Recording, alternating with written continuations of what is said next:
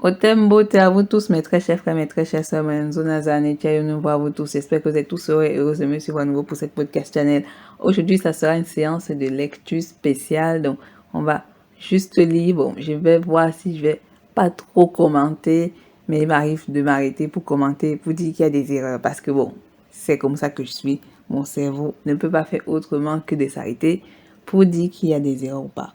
Avant de commencer, je vous invite à liker, à partager la podcast channel. On n'est pas nombreux sur cette chaîne. Bon, peu partage, peu like, bon. Et aussi l'algorithme qui fonctionne, mais bon, ceux qui suivent peuvent partager. Bref, vous savez, c'est la vie. Malheureusement, ma chaîne n'est pas assez visible. Bon, c'est pas si grave si elle disparaît. Nous allons lire un livre, notamment de notre très cher père qui s'appelait Niusere Kalala Omotunde, dont le professeur Kalala Omotunde, son livre Pelagias, l'histoire africaine de l'Europe.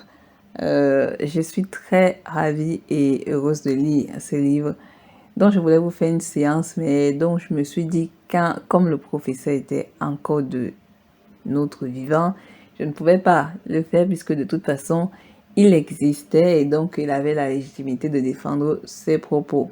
Effectivement, je ne suis pas toujours en accord avec ce que faisait le professeur ou disait par rapport à certaines données, mais dans l'ensemble de son travail, je suis totalement d'accord. Et donc, nous allons donc faire une petite lecture spéciale. Et avant de commencer, je voudrais d'abord remercier le professeur Kalala Omotunde pour toutes ses recherches, pour ses travaux, pour tout ce qu'il a fait pour nous, de son vivant et même dans le monde de l'au-delà. Et aussi remercier sa famille qui l'ont fait naître, son père, sa mère, le père de sa mère, etc., ses ancêtres méritants. Et aussi sa famille qui est actuellement présente et tous ceux à qui il a changé effectivement la vie, le bonheur, la joie, etc. dans son univers réel et irréel, donc matériel et non matériel. Il est vrai que la suite, bon, ce qui a suivi son décès est totalement malheureux, mais je maintiens ce que j'avais dit dans ma séance sur les sciences, qu'il soit mort naturellement ou qu'il restait encore vivant. La chose est que qu'est-ce que nous faisons, qu'est-ce qu'on faisait quand il était vivant, qu'est-ce que nous faisons maintenant, qu'est-ce qu'on fait. Il y a toujours beaucoup de noirs qui pleurent, les kamites qui pleurent, que on perd nos chercheurs, on perd nos héros, etc. J'ai envie de dire un truc, c'est malheureux, ce que je vais dire, c'est triste, mais c'est un fait. Concernant le papa, le doyen Doumbé Fakoli, viendra tôt ou tard un moment, il va devoir quitter cette planète et qu'il meure de manière naturelle ou qu'il meure par une situation épuisante, ça n'empêchera pas qu'il partira tôt ou tard de cette planète. Je sais que beaucoup de personnes n'aiment pas ce que je dis ou n'aiment pas ma chaîne ou n'aiment pas souvent les propos que j'aborde. C'est pour ça que effectivement je suis souvent signalée. Certains kamites me signalent, beaucoup de codeurs me signalent. Bon, c'est pas grave, mais je dois le dire parce que c'est la vérité, j'ai envie de dire. Moi-même, je vais partir, tôt ou tard, vous partirez et il y aura toujours des remplacements, c'est-à-dire notre génétisme de génération en génération prendra le relais, j'ai envie de dire, c'est comme ça. Et si vous connaissez très bien le système ancestral, donc la chose est que nous avons des informations génétiques que nous transmettons à nos enfants, donc en fait, nous-mêmes, nous revenons un nombre incalculable de fois au travers du système reproductif. Donc, voilà, c'est un peu ce que vous devez savoir. Et donc, il ne faut pas pleurer parce que des gens sont morts ou des gens sont partis. Ils sont juste partis faire le voyage astral, le repos cosmique. Ils reviendront sur d'autres auspices. Et ça, c'est ce qu'il faut retenir. Donc, mes très chers frères, mes très chères sœurs, donc ceux qui aiment bien cette chaîne, qui ne vont pas disliker, qui ne vont pas toujours être irrités et qui voient l'intérêt de partager, on va donc commencer cette séance podcast. Donc, je remercie encore énormément le professeur Feu Kalala Omotunde. Nous allons donc parler aujourd'hui de l'âge du bronze, notamment une période de l'âge du bronze.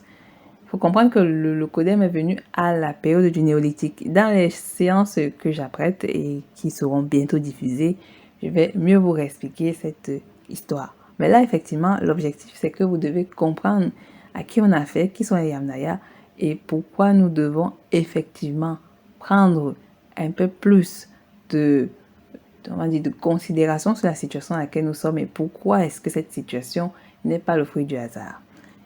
Donc, j'ai décidé de lire la page 20 du livre de notre très cher professeur et après nous lirons effectivement un petit texte dont j'ai fait la petite recherche. C'est tiré effectivement des documents de recherche des scientifiques de la page web Science Nordic. Donc, c'est un site web pour les scientifiques de l'Europe du Nord, voilà, les Nordiques si vous préférez. History rewriting, Europeans were born in the Bronze Age. Donc, l'âge de bronze, c'est la fin partie du néolithique. Il faut comprendre que, et dans le Leucoderme est né environ, donc, pour d'autres sources, c'est il y a moins de 2700 ans. Pour d'autres sources, c'est il y a environ 3000 ou 4000 ans. Donc, les sources nordiques précisent pour elles que le Leucoderme est venu techniquement à moins de 1700 ans. Ça veut dire que le Leucoderme est bien plus récent, c'est-à-dire cette espèce est bien plus récente que nous ne pouvons l'imaginer. Ça doit être très bizarre parce qu'il est vrai que dans les sciences que j'ai déjà enregistrées, moi je suis plus pour la théorie qu'il est né il y a moins 4000 avant notre ère, ce qui ferait en tout 6000 ans. Mais bon, il savait qu'il soit un peu plus récent, c'est-à-dire ça fait environ 5000 ou 4000 ans qu'il est sur cette planète Terre. Vous imaginez, ça veut dire que c'est une espèce très récente qui est là.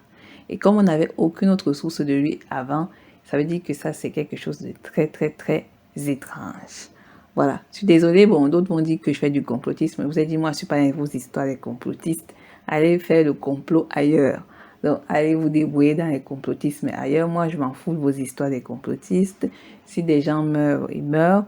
On vous dit qu'il y a des maladies qui sont réelles, qui sont dehors. On vous dit qu'il y a des gens qui veulent tuer, c'est dehors. Bon, eux-mêmes parlent, eux-mêmes online. Eux-mêmes parlent durant leurs interviews. Macron dit des choses qu'il ne devait pas dire. L'autre dit des choses qu'il ne devait pas dire. Bref, j'ai envie de dire, si lors de la folie ou des folies, quand ils font le discours, l'élan leucodermique sort, j'ai envie de dire, vous voulez que moi je m'en fous, j'ai envie de dire. Donc, ça c'est un fait réel. Commençons la lecture. C'est un article intitulé L'histoire écrite, les Européens sont nés à l'âge du bronze, publié par la revue Science Nordic en janvier 2015, en juin 2015, qui a attiré notre attention, du moins encore notre attention. Cet article rédigé par Rasmus Krag Jacobsen concerne une étude publiée dans la revue Nature, de la population génomique de bronze de la partie eurasienne, le 11 juin 2015, numéro 522, Nature 167. Du moins si vous voulez les recherches. L'ADN de 101 squelettes de l'âge de bronze montre que les Européens sont issus des tribus nomades qui ont envahi l'Europe à l'âge du bronze. Donc il continue en disant, et l'article poursuit, la plus grande étude d'ADN sur les peuples anciens réécrit l'histoire européenne. Les Européens modernes sont nés à l'âge du bronze après une grande vague de migration d'un peuple nomade connu sous le nom de Yamnaya, originaire des steppes russes. Cela s'est passé au 3e millénaire avant notre ère. J'ouvre les guillemets. C'est ici que nous commençons, nous constatons qu'une grande partie de l'Europe moderne commence génétiquement ici. Je ferme les guillemets, explique le responsable de l'étude Eske Villetsvef, professeur au Centre for Géogénétique du Natural History Museum of Denmark. La découverte marque probablement la fin de plus de 100 ans de débats archéologiques sur le grand bouleversement culturel observé à l'âge du bronze, moins de 1700 à 500 ans. À moins 500 ans. C'est complètement révolutionnaire et toute l'histoire doit maintenant être réécrite en une histoire de mobilité et d'expansion humaine. Je ferme les guillemets. A déclaré l'archéologue Christian Christiansen à l'université de Göteborg. Il a dirigé la partie archéologique de l'étude. En extrayant et en identifiant le matériel génétique de 101 personnes de l'âge de bronze découvertes en Europe et en Asie, les scientifiques ont pu voir qui étaient les personnes de l'âge de bronze découvertes en Europe et en Asie. Les scientifiques ont pu voir qui étaient les personnes de l'âge de bronze et comment elles étaient liées. Il s'agit de la plus grande étude jamais réalisée, plus du double de toutes les études précédentes combinées. Et pour la première fois, nous pouvons réaliser des études de population sur la génétique des fossiles, déclare le professeur assistant Morten E. Allentoft du Center for Geogenetic. L'étude vient d'être publiée dans Nature parallèlement à une étude similaire. Dirigée par le professeur David Reich de la faculté de médecine de Harvard, qui cartographie l'ADN de 69 personnes de l'âge du bronze et soutient les mêmes conclusions. Cela a demandé un effort énorme, mais Wilhelm Sleff et ses collègues ont réussi à ramasser ces ossements dans toute l'Europe centrale, du Danemark, de l'Allemagne, de la Pologne, de la Roumanie, de l'Italie et à l'est de la Géorgie, de la Russie et du lac Baïkal en Sibérie. De toute façon, la Sibérie en Russie, quoi. L'âge des eaux a duré 5000 millénaires, de 6000 à 9000 avant notre ère. Pour obtenir ces 101 échantillons, nous avons analysé plus de 600 échantillons et analysé leur ADN. Tous les échantillons qui pourraient être utilisés ont un contexte archéologique bien documenté. Nous avons donc daté et cartographié l'ADN, a déclaré Allen Toft. Les chercheurs ont découvert que les squelettes européens du début de l'âge de bronze avaient une nouvelle composante génétique qui n'était pas héritée des premiers fermiers ou chasseurs. Je vous les guillemets. Que l'échantillon ait été prélevé en Allemagne, en Pologne, au Danemark, en Suède, nous voyons de mêmes composants et nous pouvons montrer qu'il provient du Caucase. Je ferme les guillemets. A déclaré Allen Toft. La composante correspond à celle d'un peuple relativement inconnu. La steppe. Les Yamnaya, nomades originaires des milliers de kilomètres au nord du Caucase, entre la mer Noire et la mer Caspienne, la culture Yamnaya a apporté une structure sociale complètement nouvelle. Dit Christian Christiansen. Il dit encore ceci. Les pasteurs sont plus collectifs et vivent dans des villages, mais avec le Yamnaya, il existe une culture beaucoup plus individualiste, organisée dans des familles nucléaires. Vous pouvez voir le changement dans les rituels funéraires qu'ils introduisent tels que les têtes funéraires familiaux. Les Yamnaya étaient un peuple nomade qui élevait du bétail et utilisait des chevaux pour tirer des chariots transportant tout leur bien. Ils ont brûlé des forêts pour créer des pâturages, mais nous voyons des ménages individuels avec des fermes familiales et non des villages. Dit Christian Christiansen. Il souligne un changement fondamental des Européens sur le plan culturel génétique. Ils sont notre principal ancêtre, dit-il donc Christian Christiansen. C'est-à-dire que le Codem a l'habitude de détruire l'environnement où il se balade pour construire effectivement sa société. Donc c'est Christian Christiansen, ce chercheur de génétique, qui nous le dit. Bon, ça c'est un leucodème. Donc si vous constatez que partout il passe, il y a un rasage de forêt, il y a le désert qui s'installe, il y a je sais pas quoi, sachez que c'est l'environnement normal du leucodème. Il a encore dit quelque chose qui est très observable encore de nos jours, c'est qu'ils vivent de manière nucléaire, c'est-à-dire le père, la mère, l'enfant. Ils s'en fichent de leurs grands-parents. Bon, leurs parents les ont fait naître.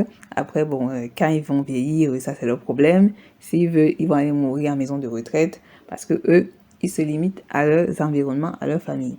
Donc c'est comme ça que le mode de vie.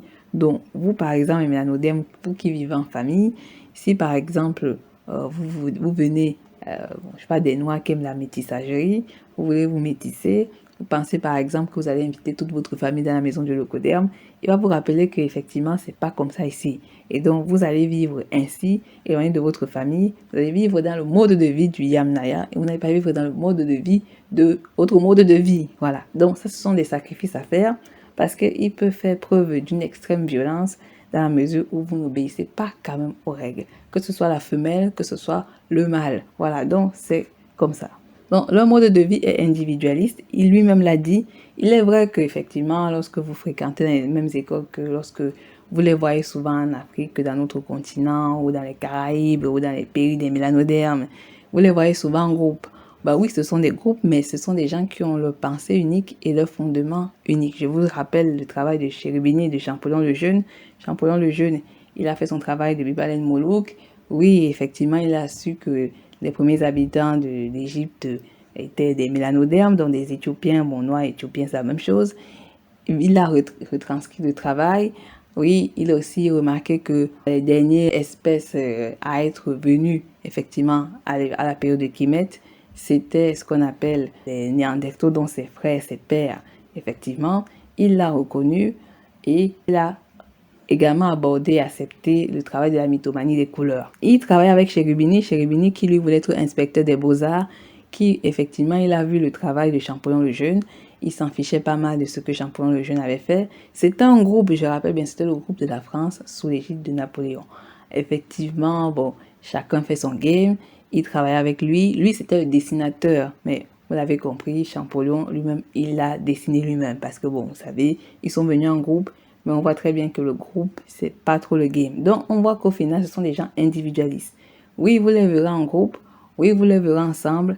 Oui, ensemble, ils vous font du mal, mais sachez que dans leur cœur, ils sont individuels. Chacun sa peau, chacun son argent, chacun son cœur. Quand ils viennent en Afrique en groupe, ils veulent aussi avoir chacun leur butin, chacun veut être riche. J'ai envie de dire, vous comprenez un peu le game. Donc, c'est comme ça qu'ils fonctionnent.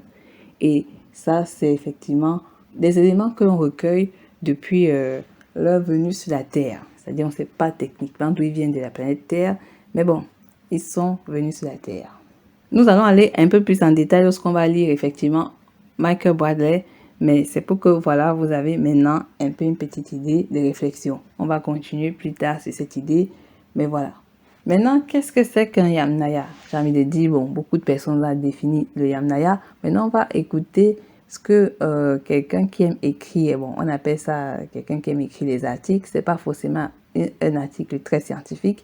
Là, vous allez voir la différence parce qu'effectivement, Christian Christensen ne dit pas que le locoderme vient depuis 40 000 ans, mais cet article que j'ai reçu online dit que le Yamnaya vient depuis 40 000 ans. Or, je vous rappelle que le locoderme, d'après les Christensen, etc., il date dans les environs, bon, de 2700, donc ça veut dire, on va dire, environ 3000 ans, moins 3000 ans avant notre ère, jusqu'à aujourd'hui.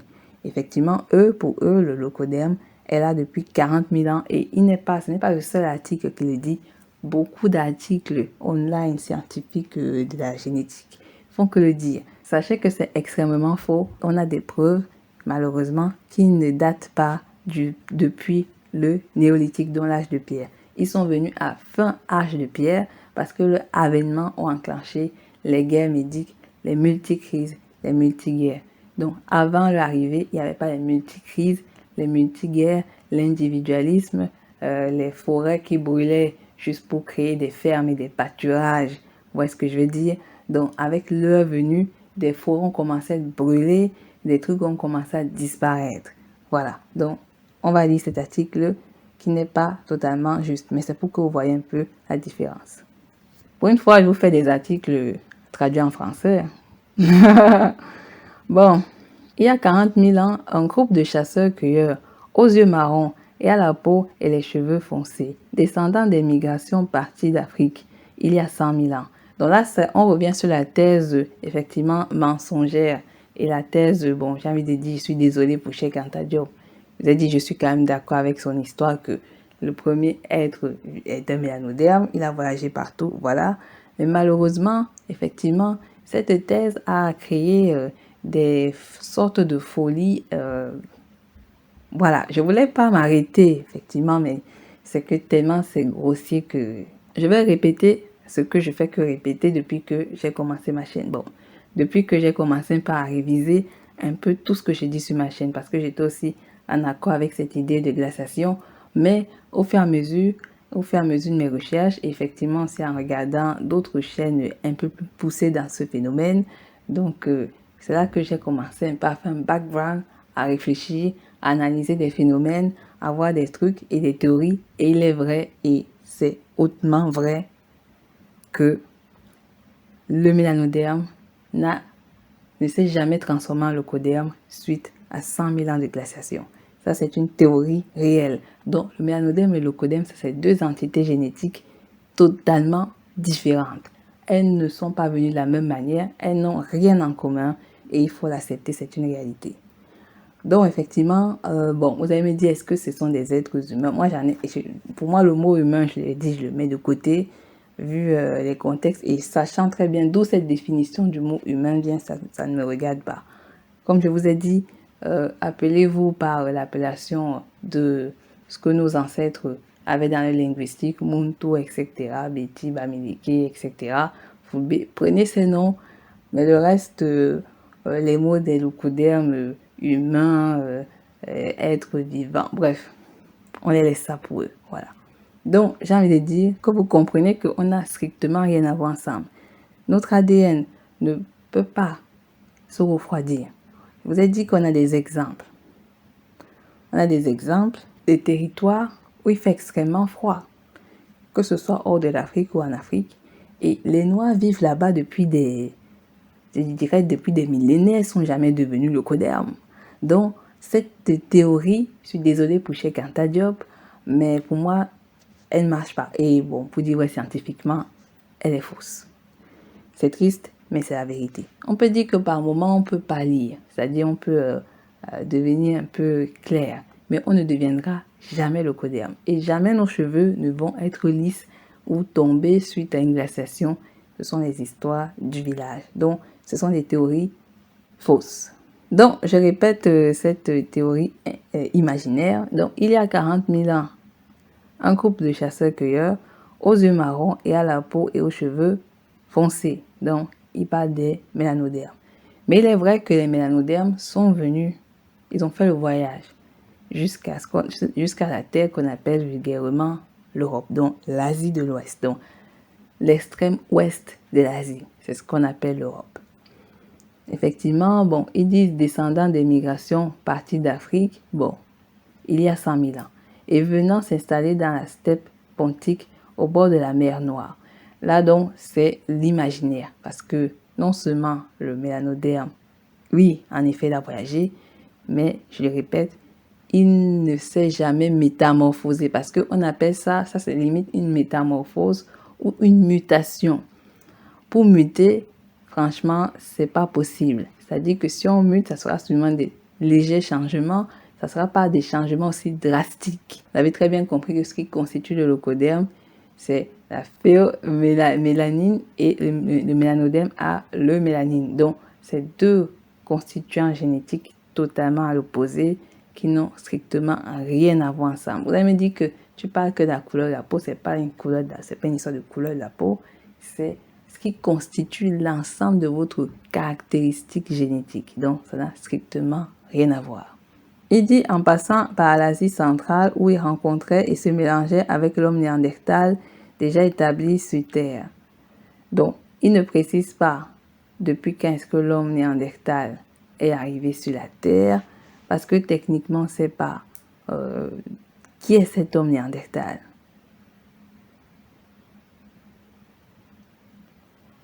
Oui. Or, s'il explique d'où vient et qui est le néandertal, les choses vont être un peu plus claires. Effectivement, bon, on ne va pas s'atteler sur ça aujourd'hui. L'objectif, c'est de vous faire un peu découvrir, écouter ce type d'histoire. Déjà établi sur les terres, les recherches génétiques récentes menées par David Reich, comme dans la recherche précédente, montrent que moins de 10 000 ans, une mutation leur donna les yeux bleus, qu'entre 9 000 et 7 000 ans avant notre ère, l'ADN se mélangea lentement avec un autre peuple d'agriculteurs venus des plaines d'Anatolie, à la peau pâle, des yeux marrons, les yeux foncés, les yeux marrons, les cheveux foncés, et après une période de cohabitation, enfin il y a 5000 ans à l'âge de bronze. Donc effectivement, d'après la recherche, il faut savoir que les Néandertals n'avaient pas une certaine capacité de procréation. Bon, pareil que d'autres disent qu'il avait une capacité de procréation, mais c'est peu probable. C'est-à-dire que le Néandertal est une constitution liée à la sphère animale. Je vous rappelle que Darwin avait dit que, effectivement, le mélanoderme est le chaînon manquant entre l'orang-outan, donc le grand singe, la famille des hominidés, avec le sapiens sapiens. Effectivement, c'est les théories imaginaires du locoderme. Mais je pense que peut-être que Darwin, sachant un peu que techniquement, l'ADN n'est pas techniquement cette terre, en fait, je pense que quand il voulait dire le schéma manquant entre le orang-outan et le sapiens sapiens, il voulait parler d'eux, parce que c'est eux le schéma manquant. Parce que techniquement, on ne sait pas d'où ils viennent. On ne sait pas s'ils viennent de cette planète Terre, on ne sait pas s'ils viennent d'ailleurs. Ça dit qu'on ne sait même pas d'où vient, limite, l'espèce qu'on appelle aujourd'hui, de façon gentille et amicale, le caucasien. Donc, on ne sait pas d'où vient le caucasien de façon amicale. Je dis ça de manière polie parce que c'est comme ça qu'on doit les appeler, de manière polie. Donc, voilà. Et qu'ils aient eu des mutations, ça les regarde. Donc, après une période de cohabitation, bon, il dit, il y a 5000 ans, à l'âge du bronze, Un peuple des steppes Eurasie centrale, éleveurs de moutons montés sur des chars tirés par des chevaux, grâce à l'invention de la roue, parés de bijoux, à la peau pâle, les cheveux foncés, les yeux marrons de façon prédominante. Il y a 5000 ans, bon, je vous l'ai dit que ça c'est pas un article très scientifique, c'est un article qui mélange un peu les choses, les histoires sont un peu mélangées, on comprend pas. Bon, entre temps, il met des chiffres, donc nous quand on va lire cet article, on va dire oh my god, qu'est-ce qu'il est intelligent, mais ça n'a aucun sens. Donc il vient d'où? Comment la mutation s'est faite? Comment est-ce qu'on quitte d'une espèce néandertalienne qui est une souche avec un mélange d'animalerie étrange? Comment est-ce qu'il devient techniquement un être vivant? Comment est-ce qu'une souche animale se mélange avec des sapiens, dont les mélanodermes? Après, on ne sait pas, il passe 9000, 7000 ans plus tard, il devient totalement pâle, yeux marrons, yeux foncés, et voilà, il sort Yamnaya. Bon, cette histoire tirée comme ça n'a aucun sens, mais c'est comme ça qu'on aime nous vendre les histoires, et nous aussi on va dire oh my god, donc l'Afrique a donné naissance à des tueurs en série. Je suis désolée, mais on n'a pas donné naissance à ça, et que ce soit triste, que ce soit vrai, et il est vrai, on n'a pas donné naissance au Néandertal. Voilà, donc c'est-à-dire à ce qu'on appelle de façon gentille actuellement le Caucasien. Donc, paraît-il, il y a 5000 ans, à l'âge de bronze, un peuple des steppes Eurasie centrale, éleveur de moutons montés sur des chars tirés, etc., etc., à la peau pâle, nanana. Donc, couvrant leur mort d'ocre pendant les rites funéraires, s'empare de l'Europe et impose sa culture. Il faut savoir que ça, c'est un peu encore un autre mensonge. Pourquoi? Parce que les Néandertals n'enterraient pas leurs morts. C'est-à-dire, ils ont appris l'enterrement des morts au contact avec les mélanodermes. Donc, les premiers habitants de ce qu'on appelle aujourd'hui l'Asie de l'Ouest et de l'Asie en général, effectivement. Il faut savoir que les Yamnaya ne sont pas que ce qu'on appelle actuellement les Européens. C'est ce qu'on appelle actuellement toute espèce qui est non mélanoderme. Ça, c'est scientifiquement prouvé, j'ai envie de dire. Donc, ça veut dire toute espèce qui n'est pas noire. Et donc, sachez-le que bientôt, je ferai un début de séance à la fois sur le livre de Runoko Hashidi, Bonfer Settima, effectivement, un autre frère qui a fait de longues études en Asie pour vous expliquer effectivement le même nettoyage mélanodermique qui s'est fait, c'est-à-dire que les mélanodermes ont été éradiqués de cette terre, que ce soit en Asie occidentale, qu'on appelle vulgairement l'Occident dans la partie Europe occidentale, on va dire l'Europe tout court, voilà, jusqu'à la partie asiatique, donc on va des steppes eurasiatiques, jusqu'à ce qu'on appelle aujourd'hui les péninsules arabiques. Donc on va vous expliquer ce nettoyage. Effectivement, tous les mélanodermes ne sont pas morts, donc tous les mélanodermes de la partie orientale, donc de l'Asie orientale, n'ont pas été tous assassinés. Je pense qu'ils ont été assez futés. Je ne dis pas que nos parents de l'Asie de l'Ouest n'ont pas été intelligents. Je pense qu'ils n'étaient pas assez nombreux, et etc. Je pense que il y a certaines situations un peu imprévues. Peut-être que la brutalité de l'Europe, de ce qu'on appelle aujourd'hui l'Européen, a été telle que aucun n'a été laissé. Et bon, qui sait. Donc voilà, c'est triste, mais bon, on va pas rappeler les histoires de la mort. Donc, ils n'ensevelissaient pas leur mort, c'est plus tard, au contact du mélanoderme. Je pense pas qu'ils les ont directement assassinés comme ça, même s'ils étaient des sauvageons. Je pense qu'ils ont pris le temps pour faire ce que vous appelez le complot, donc les complotistes. Ils ont fait le temps, puisque c'est eux les complotistes. Et après, bon, ils ont décidé que c'est le moment de les tuer, en fait. Et ils sont morts, voilà. C'est pour ça qu'aujourd'hui, l'Europe est toute blanche. Voilà, on va dire. Même pas blanche, on va dire. Le coderme. Donc, ils dominent et finalement remplacent les chasseurs. Bon, ils sautent les étapes, mais il dit qu'ils dominent et finalement remplacent les chasseurs-cueilleurs jusqu'en Espagne, ou d'une façon ou d'une autre, ils bénéficient d'un avantage sexuel conférant une quasi-exclusivité dans la reproduction avec les femmes autochtones issues de la culture Yamna. Ce sont les Yamnaya, les proto-indo-européens qui colonisent l'Europe. Bon, il n'a pas tort sur le phénomène du fait qu'ils colonisent, effectivement, l'avantage sexuel, etc. On vous a dit qu'ils ont violé les habitants qui habitaient les natifs de l'Europe. Ils les ont violés, dans les mélanodermes qui habitaient l'Europe. Ils ont été violés, saccagés, tués, etc. savez que le métissage, c'est l'arme fatale. J'ai envie de dire, je suis désolée. Ça va en douceur, puisque ça va dans la couette, ou ça va dans la violence, c'est-à-dire le viol. Donc, effectivement, après, l'enfant au jeton métis qui se sent mal dans sa peau, ira se leucodermiser. Il va encore davantage leucodermiser jusqu'à ce que, effectivement, de leucodermie en leucodermisation, il devient leucoderme. Voilà. Donc, c'est un peu la même chose qui s'est passée dans les péninsules arabiques. C'est la même chose qui s'est passée dans le Maghreb, même si tous les Maghrébins ne sont pas leucodermiques au Maghreb. Voilà, ça c'est une vérité. Et donc, il a dit qu'ils sont passés en Espagne. Vous savez très bien que les péninsules espagnoles, bref, l'Espagne était une terre entièrement peuplée de mélanodermes. Bon, nettoyage mélanodermique, tuerie, assassinat, etc. Donc, en tout cas, c'est confirmé. Même s'il ne décrit pas, c'est normal, il ne peut pas décrire, c'est un leucodème qui écrit cet article.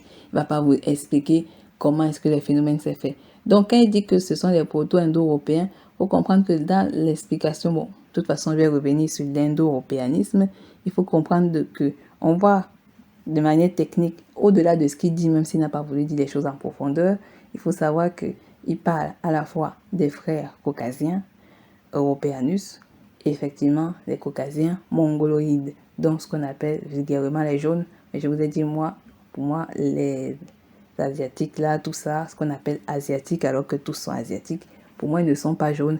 Et c'est vrai, ils ne sont pas jaunes. Donc, il faut arrêter avec les mots bizarroïdes. Donc, d'après cet article encore bizarroïde, il dit les Yamnaya sont ce qu'on appelle en génétique un peuple fantôme.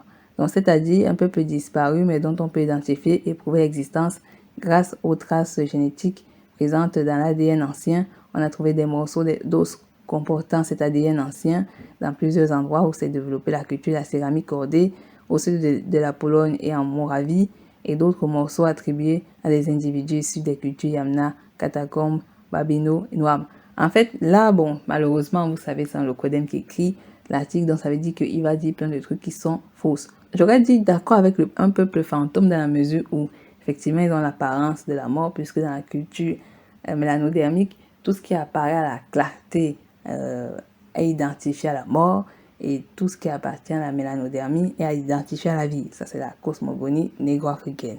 Et effectivement, bon, on peut dire qu'on est un peu d'accord sur le terme fantôme, parce qu'effectivement, ils ont l'air fantômes. Ouais, ils ont l'air de pas être sur la terre. Excusez le terme. Donc, il y a encore un phénomène mensonger. Donc, déjà, de 1, il dit qu'ils ont disparu. Ils n'ont pas disparu.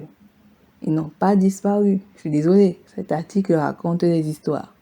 Ils sont toujours vivants, puisque qu'est-ce que c'est que le Yamnaya? Le Yamnaya, c'est littéralement, je dirais que c'est le stade un peu plus évolué du néandertalien. Je pense qu'il y a eu juste un changement de nomenclature. Bref, le Yamnaya, c'est l'ancêtre du néandertal. On peut même dire, je vais même peut-être aller un peu loin. Je vais même dire que c'est une tribu, puisqu'ils aiment le mot tribalisme. Donc, c'est une tribu d'un des divers peuples néandertaliens qui existaient ou qui vivaient effectivement dans les steppes asiatiques, qui se sont séparés en diverses familles. Peut-être que les Yamnaya étaient la tribu la plus sauvage de l'ensemble des Néandertals, j'ai envie de dire. Donc, ouais, à la limite, ouais.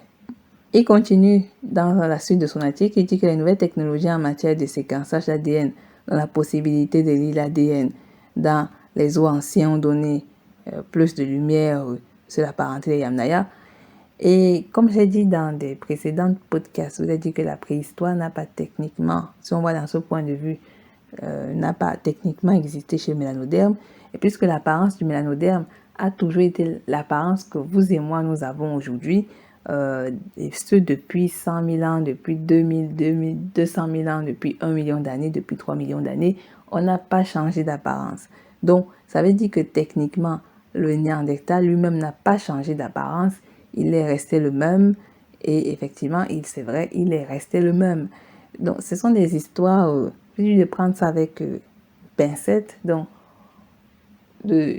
derrière, dites-vous qu'il y a un phénomène qui est de l'ordre de la manipulation historique, génétique, et même de l'histoire de la volonté du Créateur, l'histoire de la Terre à la limite, parce que le Créateur a créé la Terre, il nous a laissé ça, donc à nous de nous débrouiller. Donc, on est dans une falsification de l'histoire de la Terre, parce que la Terre est une historique, Elle sait ce qui s'est passé à la mémoire de l'eau et à la mémoire de la terre, la mémoire de l'air, de l'eau, du soleil.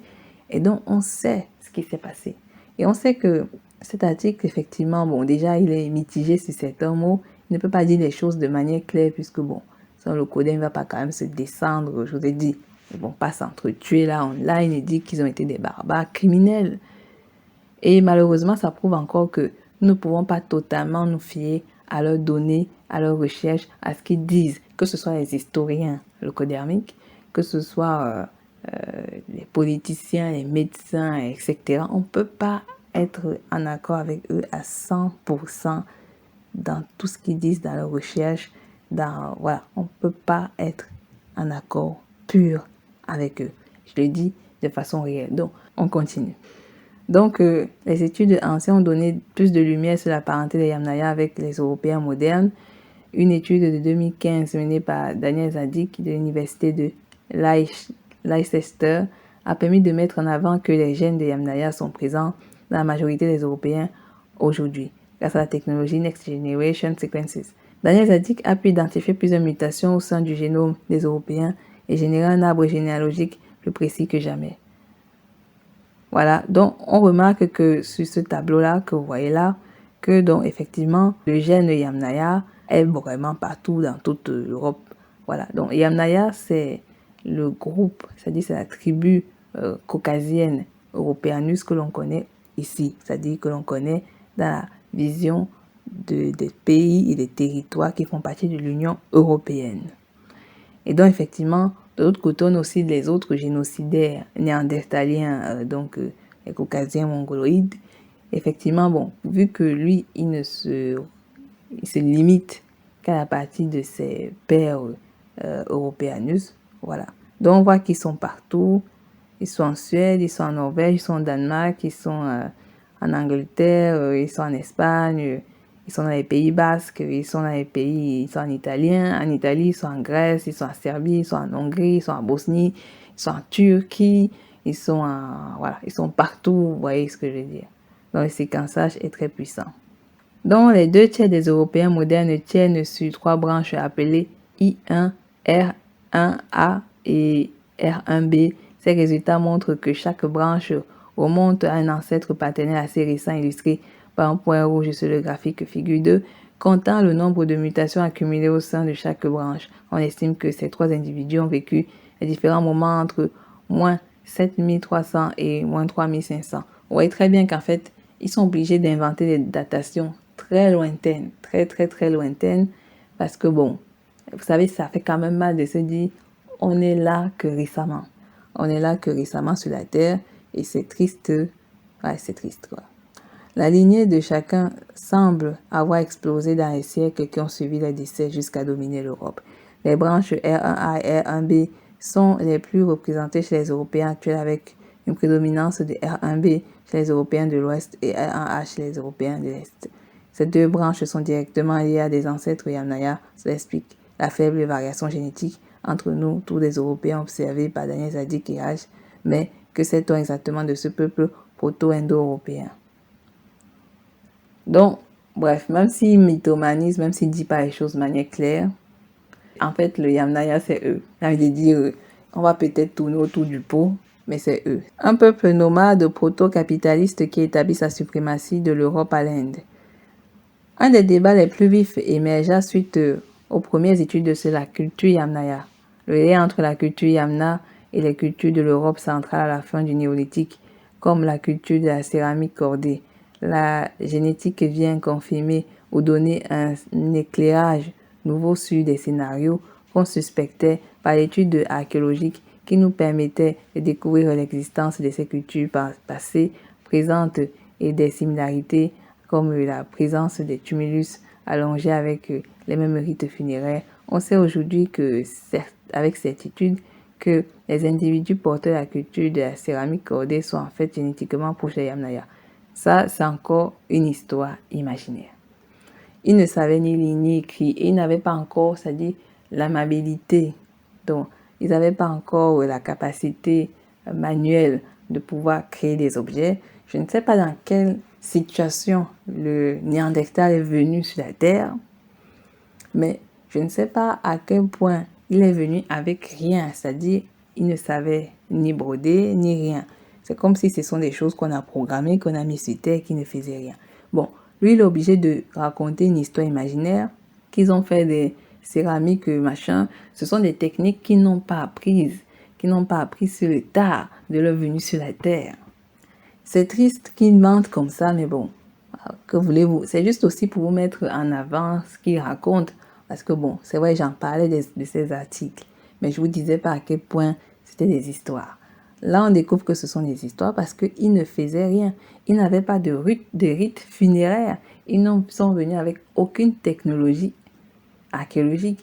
C'est plus tard après les jours, plus tard après le grand remplacement, oui, le grand remplacement, je tiens mes mots, je suis triste de le dire, mais c'est vrai, c'est après le grand remplacement, effectivement, qu'ils ont appris tous ces arts, toutes ces cultures, etc. C'est triste, mais c'est ainsi, il faut, voilà, il faut vivre. Si vous voulez, vous pouvez. Les données de l'ADN ancien indiquent que les populations du néolithique de l'Europe centrale possédaient déjà la composante caucasienne, donc caucasien, Caucase, asien, Asie, donc aux alentours de 2500 avant notre ère. Donc c'est ce composant qu'on a utilisé pour valider la théorie de l'expansion de ce peuple des steppes pontiques vers l'Europe centrale. Les séquences de chromosomes X suggèrent que ces expansions étaient surtout le fait des hommes. Pour chaque femme entre 4 et 15 migrait des steppes vers l'Europe et centrale et l'Asie de l'Ouest. Pour lui, l'Asie de l'Ouest, c'est la partie où on commence à voir les œufs bridés locodéens. Alors qu'en fait, ce type nul en géographie de la réalité, c'est pas que l'Asie de l'Ouest, c'est ce qu'on appelle l'Europe. Et l'Asie centrale reste toujours en Asie de l'Ouest. Mais comme j'ai dit, on peut même dire que c'est l'extrême occident de l'Asie en fait. C'est ça l'Europe. Je vous ai dit qu'ils se sont séparés par des visions religionnelles différentes. Ils se sont aussi séparés à cause des phénotypes différents, c'est-à-dire qu'ils ont le même phénotype, mais effectivement, se sont séparés parce que visuellement, bon, quand l'autre a les yeux bridés, l'autre a les yeux noisettes, ils se voient là, ils se disent que bon, on n'est pas pareil, alors que c'est totalement faux. L'autre dit qu'il a les yeux un peu en amande, je sais pas ce qu'il raconte là. Donc voilà, ils se séparent, ça forme des groupes différents sur des qualités qui n'ont aucun sens. Mais bon, qu'est-ce qui a permis cette expansion rapide à cette époque de l'âge de bronze? On assiste à l'émergence d'une nouvelle économie liée à un accroissement de la mobilité humaine et l'accumulation des richesses. Quand il parle d'accumulation des richesses, c'est l'amassage après les razzias, c'est-à-dire après les exterminations. Parce que le Yamnaya, c'est pas comme s'il s'est levé, il a accumulé des richesses comme ça, non. Il a pris ce que les gens qui vivaient là avant avaient. C'est triste, mais bon, c'est une... Bon.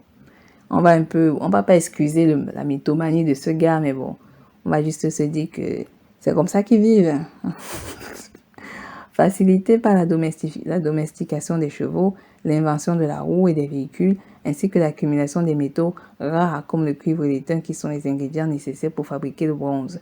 Études de chromosome Y révèlent aussi que c'était une époque de grande inégalité où l'intégralité des pouvoirs était détenue par une poignée d'hommes qui ont su tirer parti de cette nouvelle économie et supplanter les agriculteurs du nord de l'Europe, les chasseurs-cueilleurs, l'ouest de l'Europe jusqu'à l'Inde, répandant ainsi la langue dite indo-européenne. Une culture yamnaya violente, sexiste et stratifiée. Donc cette expansion ne peut... Donc pour lui, en fait, le fait qu'il y avait plus d'hommes que de femmes a finalement été dans l'avantage du phénomène de ce que vous appelez aujourd'hui le patriarcat, je crois. Donc, c'est-à-dire que l'homme est en dominance, la femme est écrasée, etc. Donc, nous allons appuyer cela des pensées de Cresswell Singh. Je vous cite les auteurs que vous devriez vous-même aller lire. Cresswell Singh. On va également lire Nelly Fuller. Acheter son livre. Je vous ai déjà dit quel livre. On va appuyer à cela Freud. Je suis désolée, mais oui, Freud. Freud avec la thèse psychosexuelle qui, après mûre réflexion, malheureusement, sa théorie tient quand même sur la perversion sexuelle de son ADN, voilà. Et donc, est fortement de Cresswell Singh, qui a plus étudié sur ce phénomène et également toujours l'héritage de l'homme de glace. Donc, cette expansion ne peut avoir été totalement amicale au vu de la proportion de chromosomes Y. marquer les origines du peuple Yamnaya, tant que chez les Européens de l'Ouest que dans les castes supérieures indiennes aujourd'hui. Cette prédominance d'ancêtres masculins Yamnaya implique qu'ils ont transmis un statut politico-social supérieur à leurs descendants qui leur a permis à tout point de devenir un avantage dans sa compétition à la reproduction. Exemple le plus frappant est en Espagne. David Reich a mené une recherche sur l'ADN ancien des populations ibériques, présentes entre moins 4500 et moins 4000 ans. Bon, comme je vous ai dit, ce sont des dates à réfléchir. Comme moi, je vous ai dit, moi, je suis pour l'optique que le Codem est venu il y a moins 4000 ans. Bon, c'est allé un peu plus juste, mais quand il y a d'autres qui appuient la thèse, qui sont là depuis moins 2000, moins 2700 ans ou moins 2200 ans, mais je reste quand même sur les moins 4000. J'ai l'impression que ça allait être plus cohérent qu'autre chose. C'est par rapport aux données de John Henry Clark qui a dit qu'ils ont appris à lire et écrire. Du moins, ça dépend des sources. La source de John Henry Clark, d'après Joel Cotton, c'est moins 1250 ans. Et d'autres, c'est un peu plus, c'est-à-dire c'est moins 600 avant notre ère. Donc, c'est extrêmement questionnable, vous voyez ce que je veux dire. Donc, cependant, 90% des hommes disposent des gènes Yamnaya et avaient un chromosome Y issu de ce peuple des steppes, ce qui témoigne d'une forte hiérarchie et d'une égalité de l'expansion des Yamnaya. L'archéologie de Marija Gimbusta avance que les Yamnaya étaient un peuple extrêmement sexiste et stratifié. Bon, c'est pas des choses qui ont changé aujourd'hui. Même si aujourd'hui, bon, les hommes disent qu'ils sont féministes, on ne sait pas pourquoi, d'où ça sort. Bon, voilà. Les Yamnaya ont laissé derrière eux leur fameux kurgan, dont des tumulus, dont 80% d'entre eux présentent des squelettes d'hommes au centre, souvent marqués de blessures violentes et enterrés avec les dagues en métal. Akassi Gimbusta défend une thèse controversée car il est délicat de pleinement comprendre une culture sans pouvoir s'appuyer sur les textes laissés par ces derniers qui voudraient que l'arrivée des Yamnaya marque une révolution dans la manière de concevoir les rapports hommes-femmes. Bon, c'est des thèses parce que le Codem a un problème avec ces femmes, vous comprenez ce que je dis. Donc, ça c'est leur problème, ils vont gérer leurs femmes. Une vision à prendre avec des pincettes qu'à d'autres archéologues comme Peter Hook ou Andrew Fleming s'y opposent de façon virulente. Et cela coïncide avec le déclin de la vieille Europe. Voilà. Bon, ça c'est leur problème, c'est-à-dire les problèmes hommes et femmes. Donc, il paraît également, d'après cet élément d'article, qu'il semble qu'ils fumaient beaucoup du cannabis. Donc, ils fumaient dans un but psychoactif, rien n'est moins sûr, dont les rites chamaniques, etc. Bon, on va laisser ça, on va s'arrêter là pour cette histoire de Yamnaya. Comme vous l'avez compris, et là où je suis quand même d'accord avec le gars qui écrit ce truc, même s'il raconte des histoires dormies debout, il a dit que c'est un prolongement qui va effectivement de la partie qu'on appelle vulgairement l'Europe, dont l'Asie de l'Ouest, à l'Asie de l'Est, soleil couchant, l'Orient, donc toute la péninsule asiatique. Effectivement, il n'a pas laissé de côté parce qu'il insistait sur l'indo-européanisme, dont j'avais déjà fait la définition, mais que je vais devoir y revenir.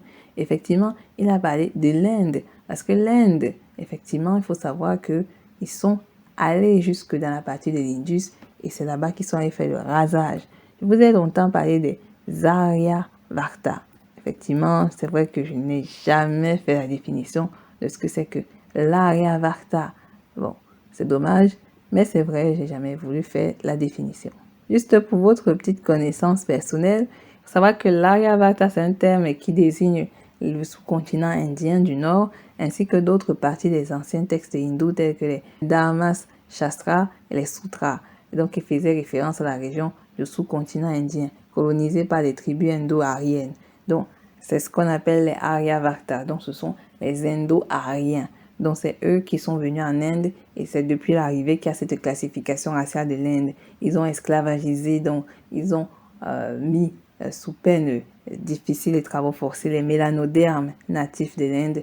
Donc, effectivement, la colonisation de l'Inde. Donc, actuellement, oui, l'Inde est colonisée. J'ai envie de dire, eux, la particularité, bon, c'est à peu près la même chose. C'est-à-dire que la particularité, c'est que l'oppresseur reste à la tête des nations. Vous voyez, je vous ai dit, vous avez vu les séries en Inde, les films en Inde. Vous voyez tout ce qui se passe. Ils mettent en avant, effectivement, la partie locodermique de l'Inde. pour pouvoir voir les mélanodermes de l'Inde au cinéma, du moins plus ou moins en tête d'affiche, il faut voir les cinémas Telugu et des régions un peu plus éloignées, effectivement, de la partie très Bollywood de l'Inde. C'est peut-être là-bas que vous verrez. En regardant un peu le cinéma Telugu, parce que bon, je vais pas vous mentir que je vois quand même des trucs de l'Inde, c'est là-bas où je vois un peu plus de mélanodermes, vous voyez ce que je veux dire, des personnes un peu plus tannées. Effectivement, on va donc rappeler quand même ce texte de Runoko Rashidi, effectivement, sur les bastions orientaux des Éthiopiens, et on va effectivement vous parler de la négrophobie en Inde, parce que les gens, c'est-à-dire il y a des gens qui idéalisent l'Inde. Vous savez, si vous partez vivre là-bas en tant que mélanoderme, vous aurez quelques difficultés, c'est-à-dire si vous êtes bien entouré, je pense que peut-être que vous aurez un peu une chance d'être un peu heureux. Mais sinon, voilà. Ils vivent un peu dans les mêmes situations que les mélanodermes en Afrique. C'est-à-dire c'est la même situation qui se passe en Afrique pour le cadre des mélanodermes de l'Inde. Ce qu'on appelle les Dravidiens et encore les Siddhis de l'Inde. Il y a encore des particularités hindoues très proches de nous. C'est-à-dire, effectivement, eux, ce sont les natifs très anciens. Eux, ils n'ont pas les cheveux lisses. C'est-à-dire, ils ont les cheveux, ce qu'on appelle moutonneux. Voilà. Donc, eux, ce sont les plus natifs de l'Inde, ils sont toujours là, j'ai envie de dire. Il est vrai que l'Inde fait un forcing pour les dénaturer, c'est-à-dire pour les rendre locodermes, et pour les mettre dans la culture de l'intégration, c'est-à-dire de la lobotomisation, ou est-ce que je veux dire. Et je suis quand même malheureuse que beaucoup de panafricains ou de personnes qui font des trucs pour l'éveil des consciences racontent des conneries sur l'Inde, c'est-à-dire ils font passer ce pays pour quelque chose qui est glorieux alors que c'est en fait c'est un pays paumé, j'ai envie de dire au fond. C'est paumé, oui c'est vrai, c'est une grande puissance, on va pas nier la vérité. Les grands scientifiques, beaucoup de scientifiques viennent de l'Inde. La personne qui gère Google aujourd'hui, beaucoup voilà, sont des grands scientifiques. Mais la situation toxique que vit la grande majorité des habitants qui sont particulièrement les mélanodermes, c'est terrible. Et le pire, c'est que ces gens sont aliénés. Et vous savez, si vous partez voir un mélanoderme de l'Inde, j'ai envie de dire une triste réalité. Comparé à vous, ils se sentiront supérieurs. De un, ça c'est vrai. Et en plus, ils n'aiment pas, pour une grande partie, qu'on les appelle noirs. Parce que pour eux, il y a un truc qui cloche là. C'est-à-dire, ils sont terriblement aliénés. C'est-à-dire, l'intoxication, l'aliénation est terrible. Et c'est un pays avec un fort taux de décapage, comme en Corée du Sud, comme au Japon, comme en Chine, comme bref, ce sont des pays de lobotomisés, j'ai envie de dire. Ça, c'est une vérité, c'est des lobotomisés. C'est un peu comme aux Caraïbes, il y a pas mal de lobotomisés. C'est comme en Afrique, il y a des lobotomisés. Donc, c'est triste et ça, c'est une réalité. On va lire ce passage. C'est du livre, effectivement, de Runoko Rashidi, La présence africaine de l'Inde, voilà. Donc, je vous invite à aller acheter ces livres. Donc, les présences millénaires. Donc, je lis le passage. Comme précédemment exposé, la présence africaine en Asie antique était visible du point le plus occidental aux extrémités les plus orientales et méridionales du continent, et ce jusqu'au beau milieu du Pacifique. Donc, je répète. Comme précédemment exposé, la présence africaine en Asie antique était visible du point le plus occidental aux extrémités les plus orientales et méridionales du continent et jusqu'au milieu du Pacifique. Quoiqu'à des degrés moindres, cette influence existe encore aujourd'hui. L'existence dans le Baloutchistan d'une langue dravidienne ou méridionale indienne isolée, à savoir le Brahui, est une donnée très importante qui confirme l'existence des migrations noires, interrompues vers l'arrière-pays asiatique à une époque fort reculée. Parallèlement, des investigations plus poussées suggèrent que la langue élamite sera apparentée à la famille des langues dravidiennes. Le commentaire de Diodore de Sicile, écrivain contemporain d'Auguste, reflète aussi, lui aussi ce propos. D'Éthiopie, d'Éthiopie, 3 points de suspension, il, Oussaï, reprit sa route à travers l'Arabie, le long des côtes de la mer Érythrée, et s'avança jusqu'aux Indes, jusqu'aux confins de la terre habitée. Là, il fonda un nombre considérable de villes et nomma l'une d'elles Nisa. Vous voulant laisser le souvenir de la cité Nissa, où il avait été élevé en Égypte. C'est quand même très étrange. Vous voyez, dans l'histoire de Oussare, Oussare, c'est limite un voyageur. Il était partout. Il a vécu très longtemps en Égypte, c'est normal, c'est une légende. Et après, un moment, il est parti vivre en Inde. Et après, on a l'impression qu'il est mort en Inde. En même temps, on dit qu'il est mort en Égypte. En même temps, des histoires Congo nous disent qu'il est revenu au Congo. C'est pas pour effectivement créer une polémique, mais c'est pour dire que l'histoire d'Oussare, c'est une histoire, c'est une légende qui a parcouru tous les peuples mélanodermes.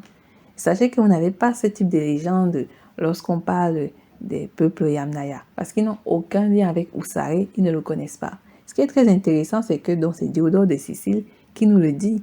Donc, c'est-à-dire qu'il a retranscrit.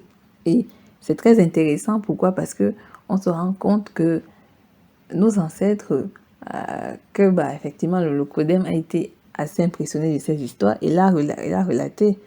S'il n'avait pas relaté malheureusement ces histoires, on n'aurait jamais su que nos ancêtres ont fait des balades partout et ont découvert des choses qui peuvent être très impressionnantes.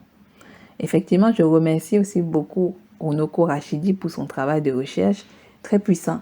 Je vais vous dire des choses qui se passent en Inde. C'est très grave et je vais vous dire des choses particulières chez les mélanodermes de l'Inde. C'est-à-dire qu'ils vivent une situation que vous ne connaissez pas.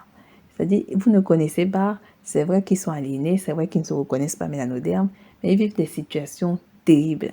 Beaucoup d'Africains se reconnaîtront. Nos frères des Papouasies se reconnaîtront. Et nos frères des Caraïbes se reconnaîtront et les Noirs qui vivent en Occident se reconnaîtront. C'est triste, mais c'est un cas. On vous parlera, j'espère, si j'ai le temps, de vous parler des Noirs de Chine. Je ne parle pas des gens qui sont venus là et qui ont voulu s'expatrier. Je parle des Noirs de Chine qui sont là depuis des siècles, voire même des millénaires. Bon, on dit qu'ils sont là, ils sont venus depuis le 15e siècle, alors que c'est une fausse histoire. Mais bon, la vie, c'est le mensonge aujourd'hui. Bon, du moins, on est en train de quitter l'ère du mensonge. Donc, on va finir sur ce petit texte de Onoko Rashidi. La présence noire en Asie antique, reposant au départ sur le commerce, le complexe de la vallée de l'Indus atteindra son apogée entre 2200 et 1700 avant notre ère. Vous voyez, 2200 et 1700 avant notre ère.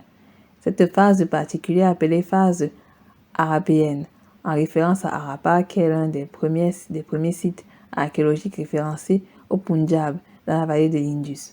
Punjab est lié effectivement à ce que vous connaissez le Pakistan, parce que l'Inde et le Pakistan sont côte à côte. Voilà. D'autres, ils appellent ça le Punjab, je crois que dans les zones pakistanaises, et ils appellent ça le Punjab. Et vous savez qu'en Inde, il y a beaucoup de langues, dont les Dravidiens, j'aime trop dire Dravidiens, eux, ils ont leur langue.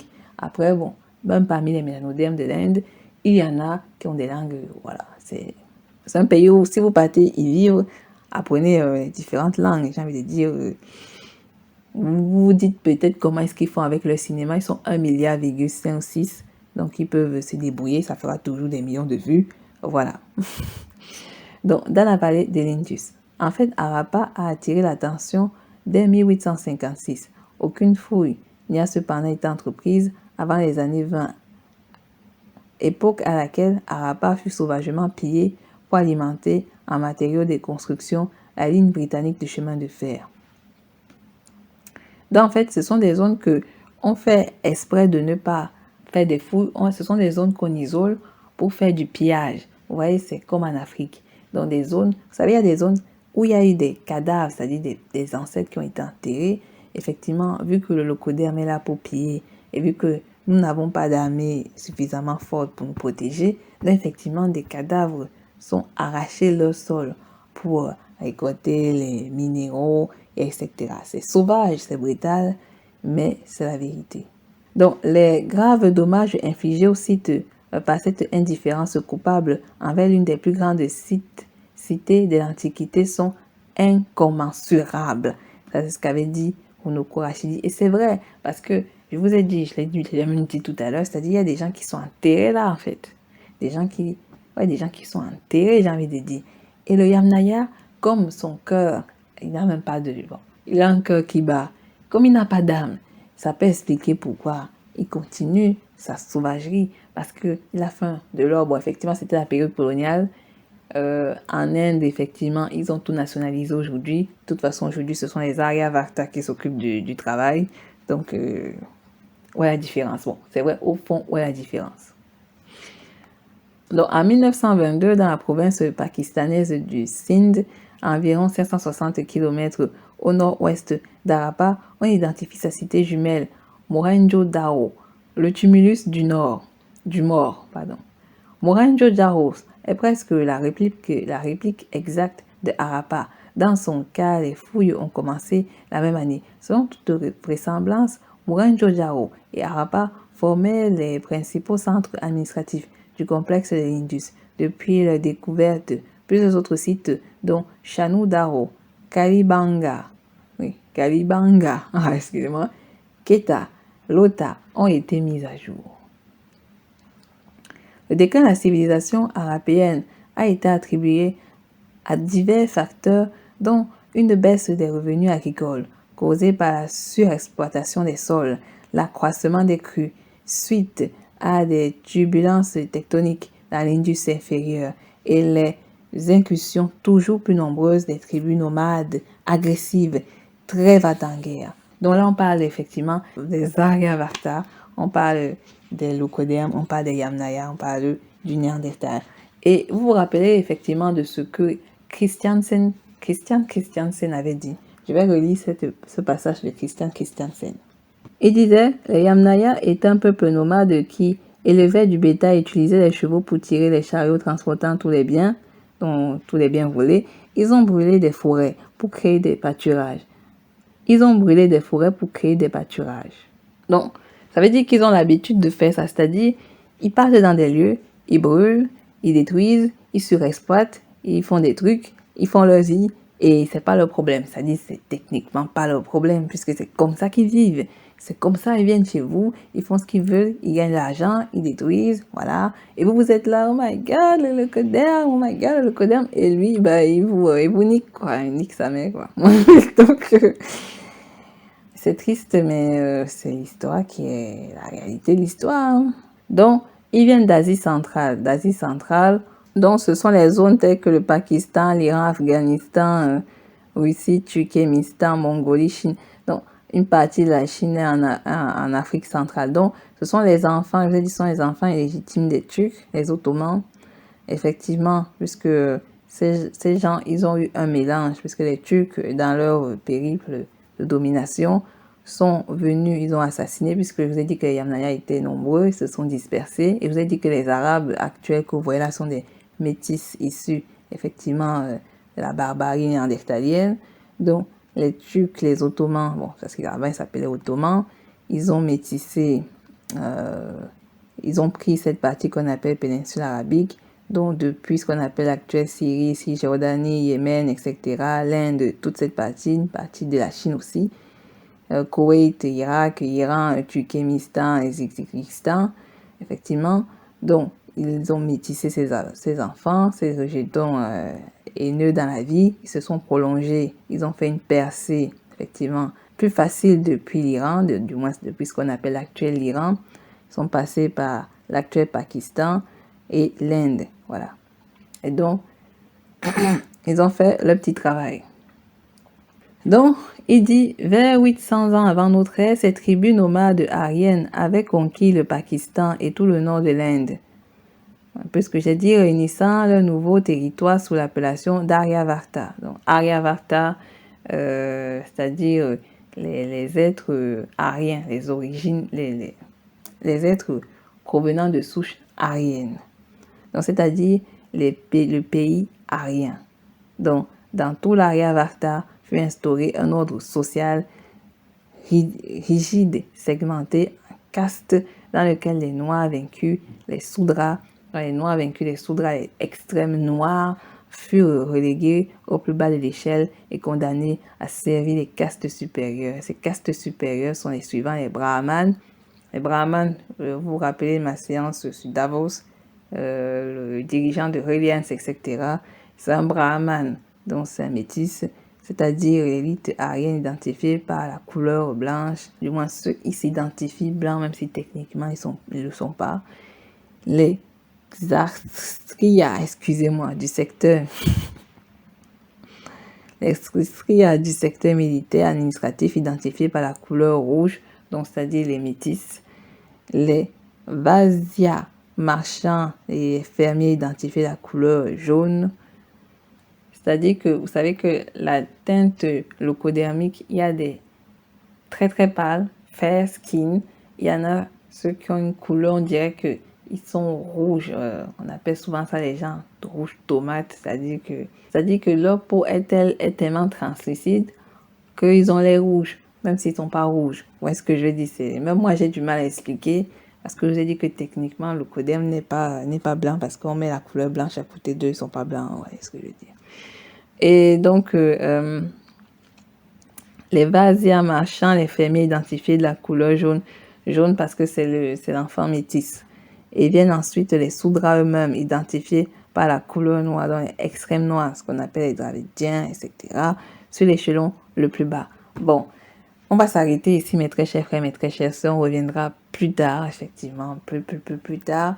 Voilà un peu ce que je pourrais vous dire sur les Yamnaya. Donc, quand on aura le temps, on parlera effectivement de l'Inde.